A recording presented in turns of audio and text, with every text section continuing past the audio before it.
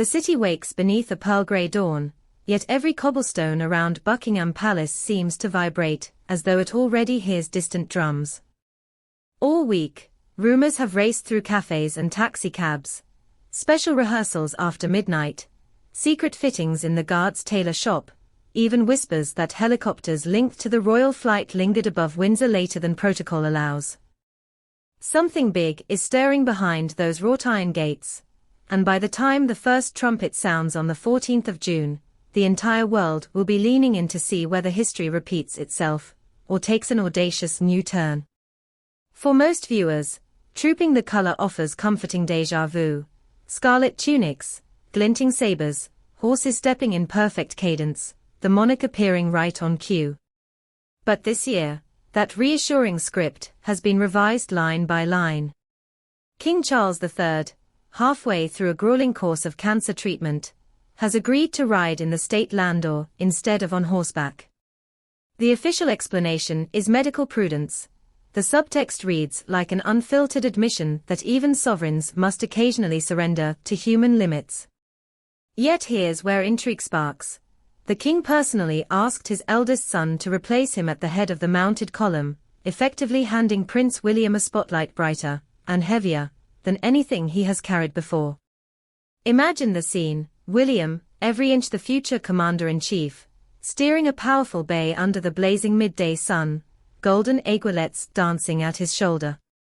His uniform, stitched by the same Savile Row atelier that once dressed Lord Nelson, bears the Leek badge of the Welsh Guards, and, tucked beneath his RAF wings, a discreet green lapel pin from the Earthshot Prize.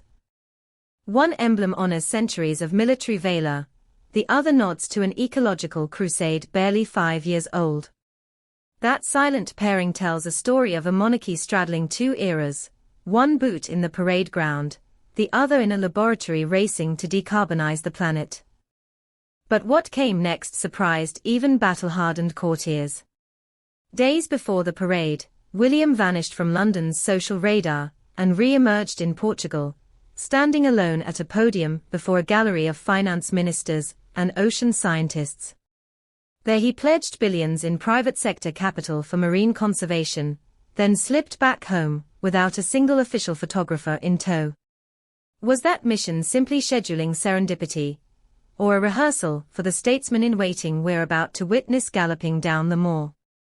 Either way, the images: Prince in slate suit, sea blue tie, eyes steeled with resolve, traveled fast enough to set geopolitical analysts buzzing.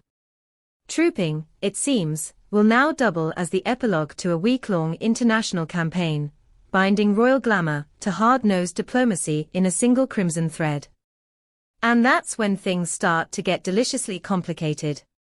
Across the Atlantic, Meghan, Duchess of Sussex, has chosen the very same night to claim her own slice of oxygen.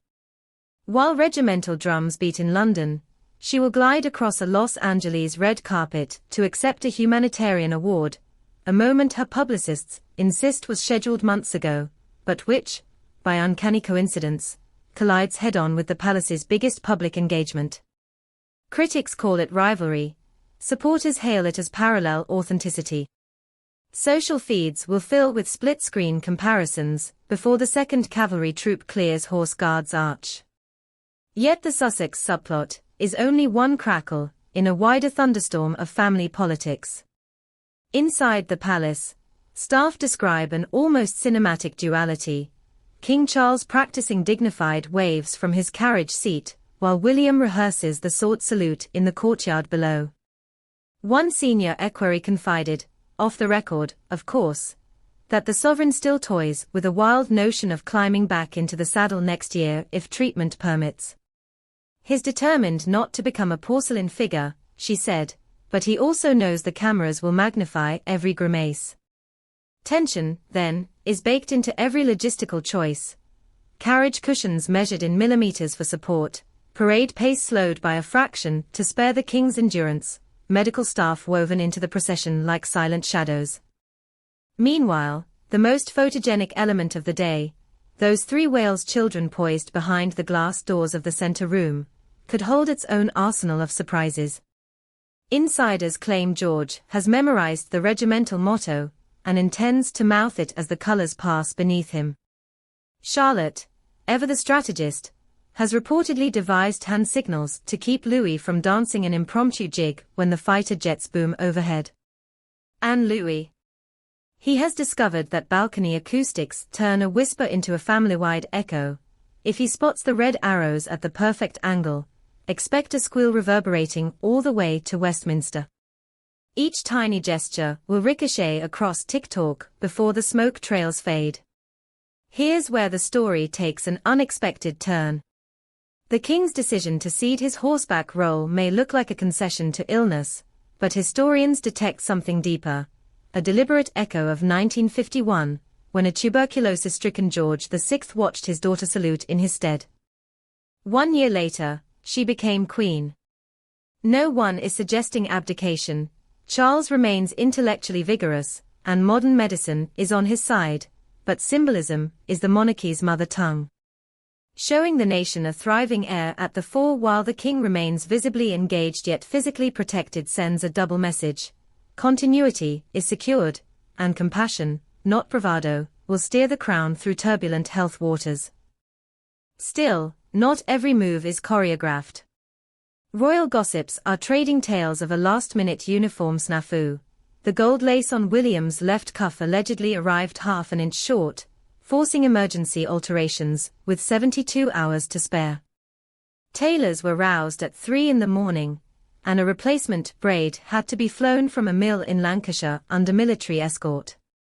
Is it trivial?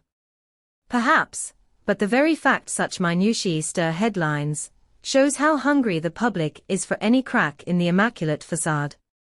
Every loose thread becomes a metaphor for broader questions. Is the monarchy truly seamless, or merely stitched together by armies of invisible hands? And what of Meghan's evening in Los Angeles? The Natural History Museum's gala will stream segments live, complete with interactive donations that pop up on viewers' phones, a digital dimension Trooping's ancient rites cannot match. Expect commentators to pit tradition against innovation, lineage against disruption, as if the very future of relevance hinges on which broadcast number climbs fastest on trending charts. Yet the more provocative narrative might lie in the intersection, a family brand so potent that one branch can dominate Westminster while another dominates Wilshire Boulevard, both inside a single 24-hour news cycle. But the biggest cliffhanger of all has yet to unfold. Senior planners have been circulating contingency scripts in case the king's energy dips mid-route.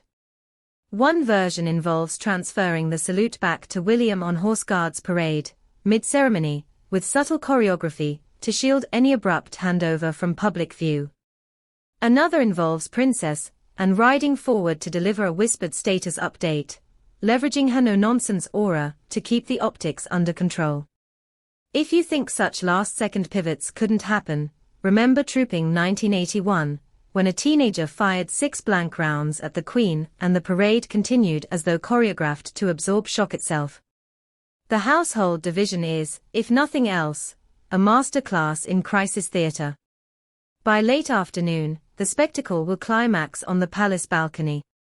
Veterans of past parades swear you can feel a tiny pause, a collective in-breath, before the glass doors swing open. Cameras track the order of appearance with forensic precision. Who stands nearest the monarch?